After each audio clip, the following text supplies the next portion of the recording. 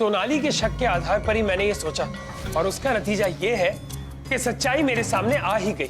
किस सच्चाई की बात कर रहे हो? शारदा आखिर क्या करने वाली है? वो मीनाक्षी और आदित्य की शादी करने वाली है। घर का ये माहौल देख के मुझे भी कुछ समझ में नहीं आ रहा। एक तरफ बड़े मालिक, छोटे मालिक सगाई की तैयारी में लगे और इधर आप उदास, दुखी और रो रही हैं। पंडित जी से बात हो गई हमारी, बस आप कल सुबह आदित्य और मीनाक्षी को लेकर मंदिर आ जाइए। बस अभी घर लौटा हूँ मीनाक्षी, शेरवानी लेने गया था। शादी के लिए ये सब तैयारियां भी तो जरूरी होती है ना। हाँ हाँ, तैयारियां तो तुम्हें करनी ही है। आखिर कल तुम्हें आना तो दूल्हा बनकर ही है। शायद तुम और पापा जी मीनाक्षी की सगाई के बारे में बात कर रहे थे, लेकिन बात तो कुछ और ही चल रही थी। बात को लंबा मत करो सोनाली, तुम बस इतना समझ लो कि वो बात तुम्हारे लिए जानना जरूरी नहीं थी। अरे तुम तो नाराज ही हो गए। ऐसे गुस्सा क्यों हो रहे हो? तुम तो ऐसे नाराज हो रहे हो जैसे मैंने तुम्हारी कोई राज की बात पकड़ ली। मैं तुम्हारी पत्नी, लेकिन अब तो मुझे ऐसा लगने लगा है कि तुमने मुझे भी गैर समझ लिया। सोनाली, सारा दिन सगाई की ही बातें चल रही थी और फिर पापा मुझे परेशान लगे तो मैंने तुम्हें अंदर जाने के लिए कहा। देखो सोनाली, सगाई तो होने वाली, लेकिन इस बात का डर है कि मीनाक्षी और आदित्य के बारे में कहीं आचार्य जी को पता ना चल जाए। अच्छा, तो ये बात है। मुझे लगा कि शायद तुम आदित्य के बारे में ही बात कर रहे होगे।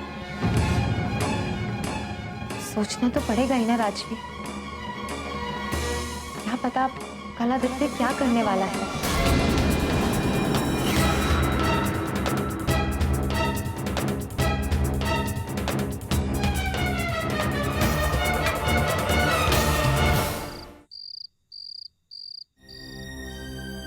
हाँ ठीक है, हाँ भैया।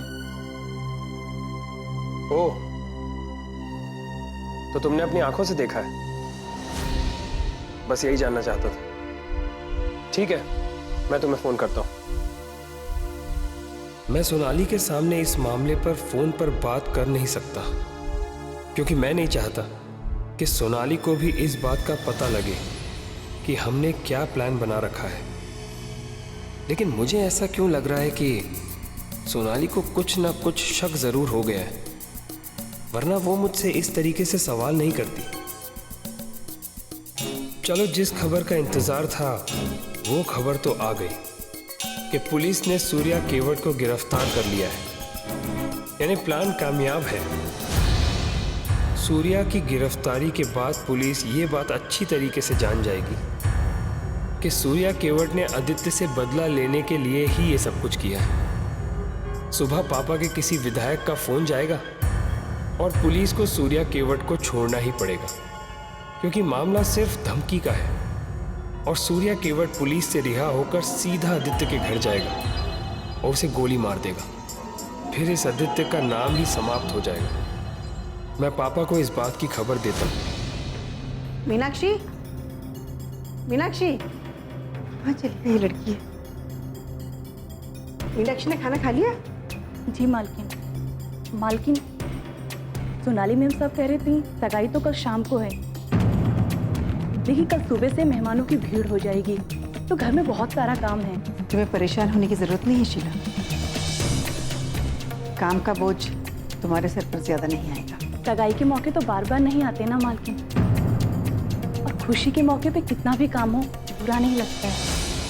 हाँ, कल तक मैं परेशान जरूर थी कि मीनाक्षी मैडम अंदर ही अंदर दुखी रहती थी, लेकिन अब तो वो ठीक हैं और ये देख कर मुझे बहुत तसल्ली हुई। शीला, मीनाक्षी पहले की तरह परेशान नहीं है, दुखी नहीं है। ये बात भूलकर भी किसी से मत कहना।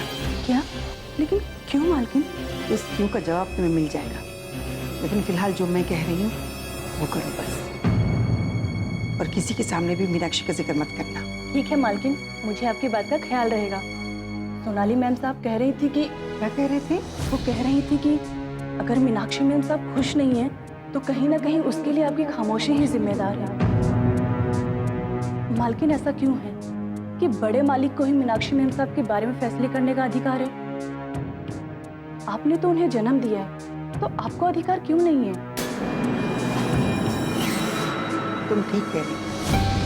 कुछ लोग अधिकार समझकर अधिकार जताते हैं और फैसले लेते हैं, लेकिन आज भी नारी अधिकार होते हुए भी नारी ना अधिकार जता पाती है, ना कोई फैसले ले पाती है। लेकिन अब फैसला हो चुका है। क्या?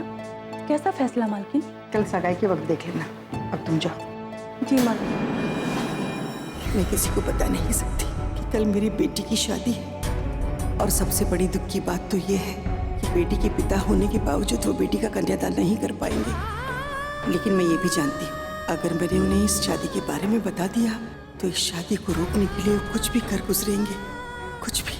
इसलिए फिलहाल इस बात को छुपा कर रखना मेरी मजबूरी है। लेकिन क्या उनसे इस बात को छुपा कर रखना ठीक है?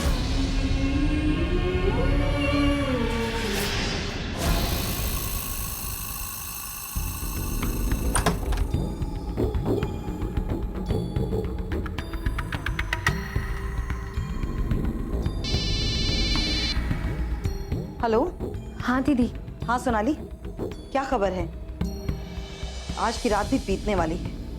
कल योगेश और मीनाक्षी की सगाई है। यही तो सोचकर मैं भी बहुत परेशान हूँ। मीनाक्षी और शारदा देवी क्या सोच रही हैं? क्या शारदा देवी ने भी हथियार डाल दिए? क्या मीनाक्षी सगाई के लिए तैयार हो गई? नहीं नहीं दीदी, मीनाक्षी ने सगाई के लिए बिल्कुल मना कर दिया है। लेकिन कल शाम होने वाली सगाई की तैयारियां तो चल रही हैं। और मुझे लगता है कि बात कुछ और भी है। कैसी बात? मैं पूरी तरह से समझ नहीं पा रही हूँ दीदी, लेकिन कोई ना कोई चक्कर जरूर है। पापा जी और राजवीर दोनों कुछ बात कर रहे थे, और जैसे ही मैं वहां पर पहुंची दोनों चुप हो गए। और राजवीर ने तो मुझे वहां से वापस जाने को कह दिया। इसका मतलब तो साफ है कि जरूर कोई खास बात रही होगी। हाँ दीदी, लेकिन ये खास बात क्या है ये मैं पता नहीं लगा पाई अभी तक। और दीदी, राजवीर के पास कोई फोन भी आया था, और वो पापा जी से उनके कमरे में भी मिलने गया था। और इसलिए मुझे लगता है कि कुछ ना कुछ बड़ी बात जरूर है। तुम्हें किसी भी बात को पूरी तरह से पता करने की कोशिश करनी होगी। अधूरी बात से बात नहीं बनेगी सोनाली। कहीं ऐसा तो नहीं कि आचार्य जी और योगेश को मीनाक्षी और आदित्य के प्यार के बारे में पता लग गया? नहीं दीदी, क्योंकि अगर ऐसा होता तो राजवीर मुझसे ये बात छुपाने की कोशिश क्यों करता। लेकिन अगर राजवीर मुझे ये बात नहीं बताना चाहता है तो इसका मतलब इसके पीछे जरूर कोई ना कोई बड़ी बात है। सोनाली, राजवीर तुम्हारा पति है, तुम्हारी मुट्ठी में है वो। तुम किसी और से नहीं उगलवा सकती, कम से कम उससे तो उगलवा सकती हो। मैंने आपको बताया था ना दीदी कि जब से पापा जी और राजवीर का मिलाप हुआ है राजवीर सावधान रहने लगा है। मैंने उनसे खुलकर पूछा था कि वो पापा जी से आखिर क्या बात कर रहा था, लेकिन उल्टा उसने मुझ पर ही गुस्सा कर दिया कि मुझे ये सब बातें जानने का कोई हक नहीं। ओह, तो वो अब बलदेव सिंह के रास्ते पर चलने लगा है। खैर, कुछ भी करो, कोई भी तरीका अपनाओ सोनाली, लेकिन पता करो कि बात है क्या, और उन सब पर गहरी नजर रखो। आज की रात सोने की नहीं है सोनाली। मुख्यमंत्री जी तो क्या, मुझे भी आज नींद नहीं आएगी। और मुझे तो क्या, नींद तो आज शारदा देवी, आदित्य और मीनाक्षी को भी नहीं आएगी।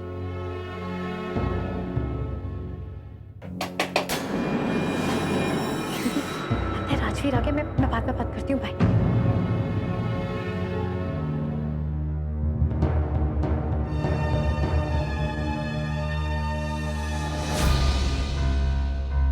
कल शिव मंदिर में मेरी और मीनाक्षी की शादी होने वाली है। सूर्या को भी आज ही आना था। पता नहीं क्या सोचकर आया था, किस तरह का बदला लेना चाहता था मुझसे। आखिर क्या सोचकर आया था वो? तुम्हारी रिपोर्टिंग की वजह से तुमने मुझे जेल भिजवाकर अपना फर्ज निभाया था। सब जानते हैं सूर्या हिसाब अधूरा नहीं छोड़ता। तुझे अपनी रिपोर्टिंग की कीमत तो चुकानी पड़ेगी। क्यों ना वो हिसाब आज और अभी पूरा कर लिया जाए। हाँ? फिलहाल तो वो गिरफ्तार हो चुका है, लेकिन मैं ये भी जानता हूं कि वो एक ऐसा गुंडा है जिसकी पहुंच राजनीति के गलियारे तक है। कोई भरोसा नहीं, कि 2 दिन बाद ही वो रिहा हो जाए। वैसे भी उस पर सिर्फ धमकी का केस बना है। फिलहाल तो उसने मुझे कोई नुकसान नहीं पहुंचाया। क्या इस घटना की खबर मुझे मीनाक्षी को देनी चाहिए?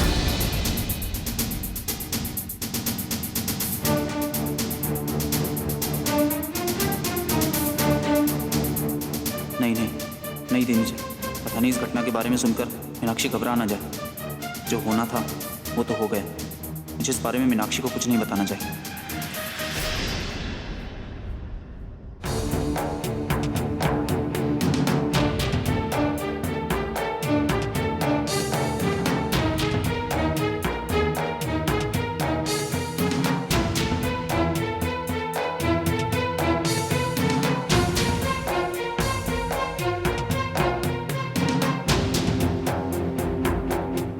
ये क्या हो गया तुम्हें शारदा?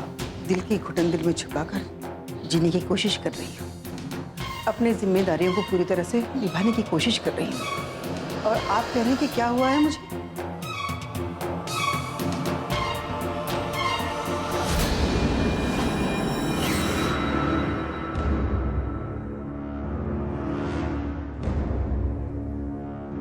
उदासी तुम्हारे चेहरे पर है शारदा।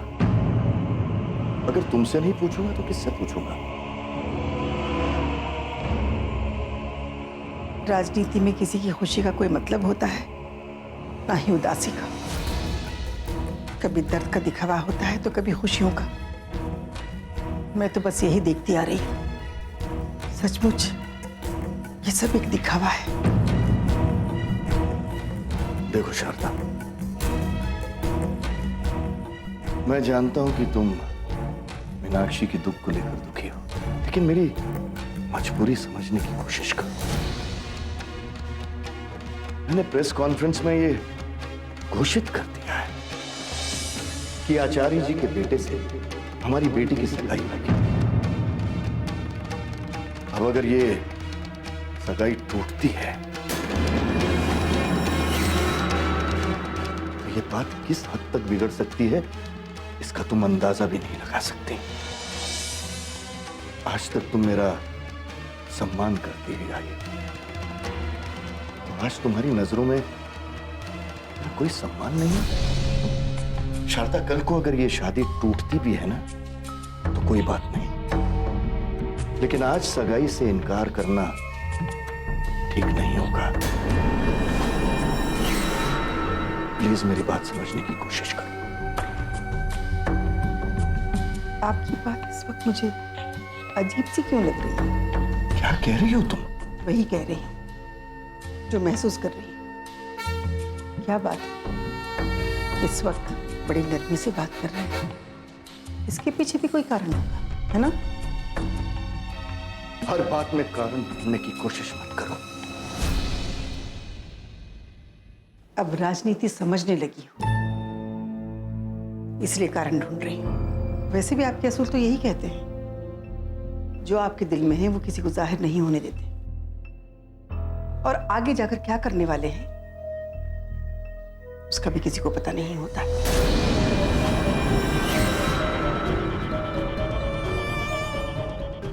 शारदा,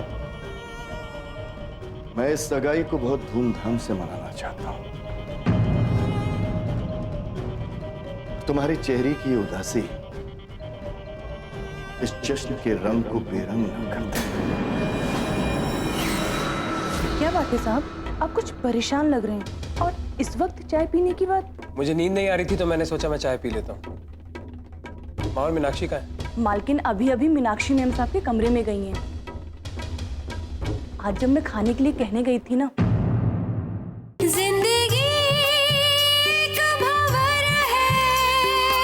अब तुम इसे मेरी भावनाएं समझो या राजनीति,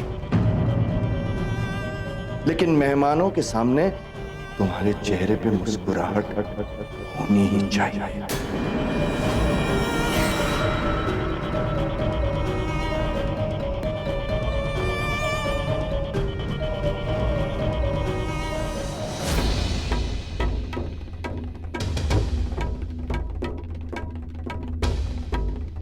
कल मेरी और आदित्य की शादी है।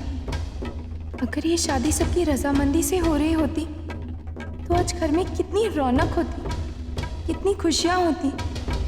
शादी के एक दिन पहले किसी के भी घर में कितनी भीड़ भाड़ होती है, सारे मेहमान जमा हो चुके होते हैं, कौन कौन से रस्म पूरे किए जाते हैं, मेहंदी लगाई जाती है, क्या कुछ नहीं होता। मैं इसे बदनसीबी कहूँ या फिर अपनी खुशनसीबी, कल होने वाली इस शादी को मैं क्या कहूँ।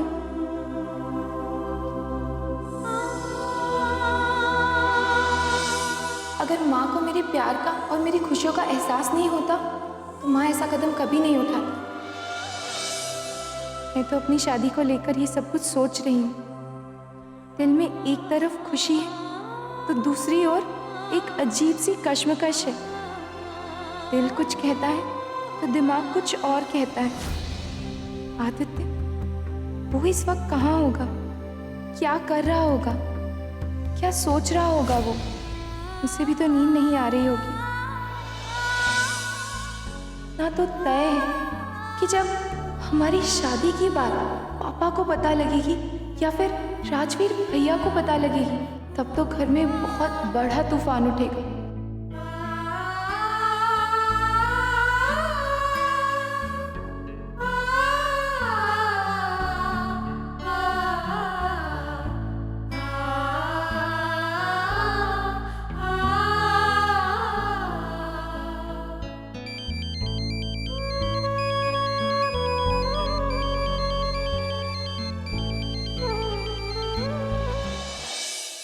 हाँ मीनाक्षी, क्या कर रहे हो आदित्य? बस तुम्हें ही याद कर रहा था। कल के बारे में सोच रहा था। जब से पता लगा है कल हमारी शादी है, तब से वक्त थमसा गया है, गुजर ही नहीं रहा है। नींद भी नहीं आ रही है और ये रात भी लंबी लगने लगी। मेरा भी वही हाल है आदित्य। बहुत देर से सोने की कोशिश कर रही हूँ लेकिन नींद ही नहीं आ रही है।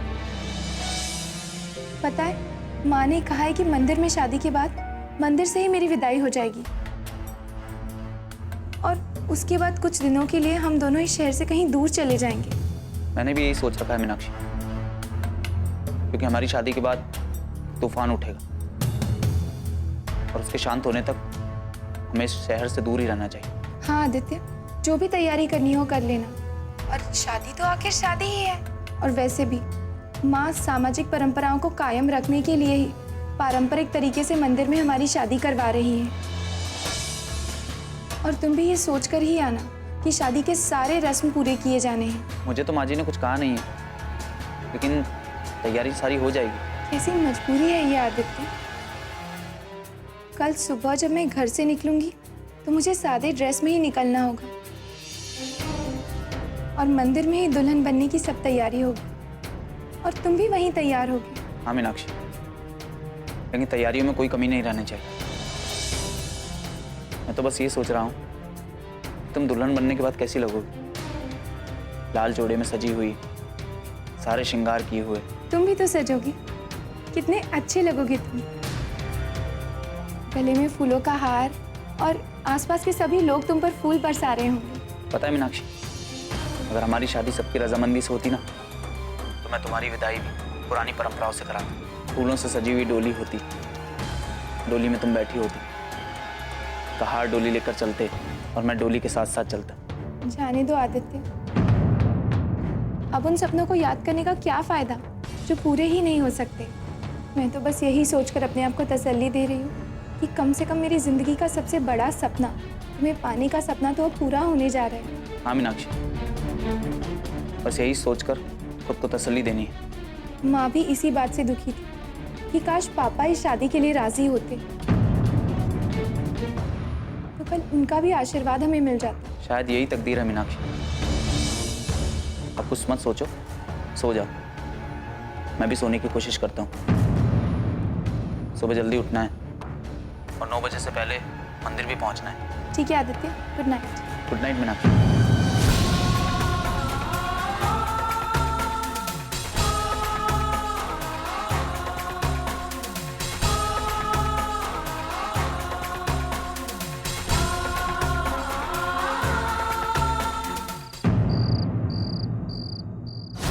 सारा मामला तो तय हो चुका है और अब जरूरी ये है कि आदित्य कल सुबह घर से बाहर निकले उससे पहले ही उसका काम तमाम कर दिया जाए, क्योंकि मां मीनाक्षी को लेकर इस घर से निकलेगी और हम लोगों को जो पापा ने कहा है मीनाक्षी और मां को रोकना ना पड़े।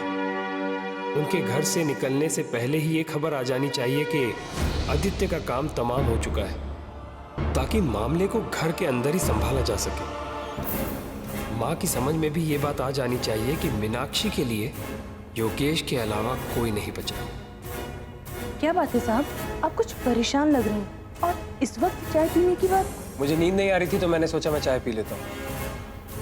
माँ और मीनाक्षी का है? मालकिन अभी अभी मीनाक्षी मैम साहब के कमरे में गई हैं। आज जब मैं खाने के लिए कहने गई थी ना, तो देखकर खुशी हुई। मीनाक्षी मैम साहब खुश नजर आ रही थी।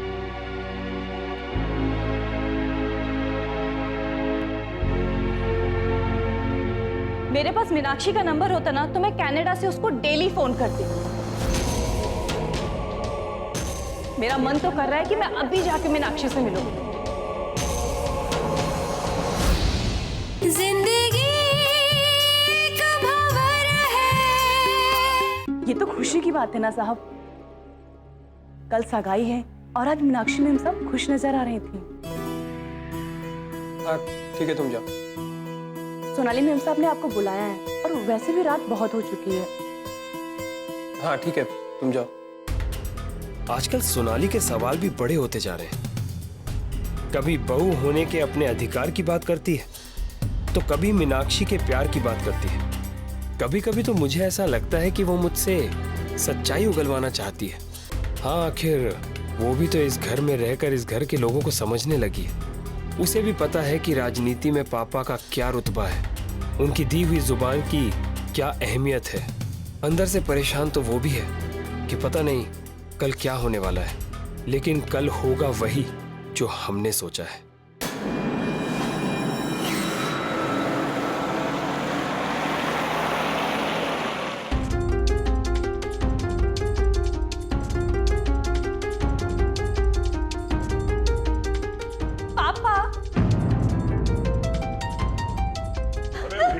ज्योति, वेलकम वेलकम। बेटे बहुत देर लगा दी तूने। तेरी माँ भी इंतजार कर करके परेशान हो गई। मैं क्या करती पापा, फ्लाइट डिले थी मेरी। चलो कोई बात। देखिए ना पापा, एयरपोर्ट से बाहर आने के बाद ज्योति सिर्फ एक ही बात बोल रही है कि मीनाक्षी से मिलना है, मीनाक्षी से मिलना है। अब आप ही बताइए इसको कुछ। पापा, मेरे पास मीनाक्षी का नंबर होता ना तो मैं कनाडा से उसको डेली फोन करती। मेरा मन तो कर रहा है कि मैं अभी जाके मीनाक्षी से मिलूं।